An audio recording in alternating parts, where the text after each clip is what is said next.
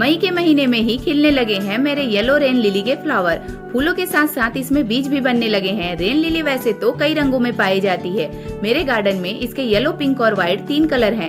Rain lily में छोटे छोटे प्याज के जैसे बल्ब होते हैं। बल्ब से आप रेन लिली को आसानी से लगा सकते हैं या फिर बीजों से भी आप रेन लिली को लगा सकते हैं। फूल खिलने के बाद इसमें इस तरह से बीज बन जाते हैं और जब बीज पक जाते हैं तो ये काले हो जाते हैं। जब बीजों को तोड़ा नहीं जाता है तो ये पकने के बाद फटकर इधर उधर फैल जाते हैं और रेन लिली के नए नए पौधे उग जाते हैं।